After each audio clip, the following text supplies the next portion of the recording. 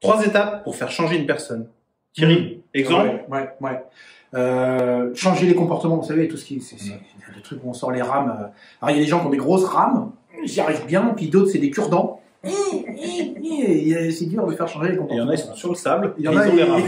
Ça avance pas. Alors, trois façons, enfin 3 étapes indispensables qui doivent se cumuler. Il en manque une, ça fonctionne pas. Première étape, si vous voulez faire changer les comportements d'un individu, c'est l'étape cognitive. C'est-à-dire que la personne doit comprendre l'intérêt de changer. Exemple, si vous êtes sur un respect de règles, alors on a des vidéos là-dessus, il y a même des cours en ligne là-dessus. Si on est sur ces sujets-là, la personne, pour commencer à aborder une notion de changer son propre comportement, elle doit comprendre l'intérêt de le faire. Et ça, c'est cognitif.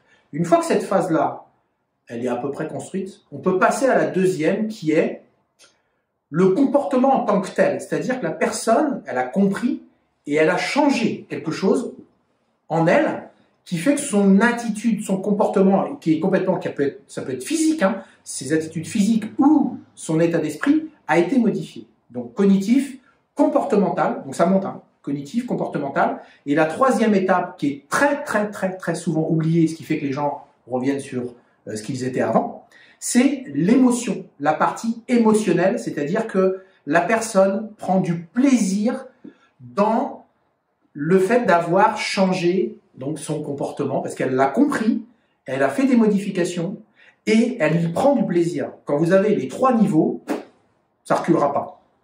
3 techniques. Merci Sans Thierry. plus. Bonne application, salut!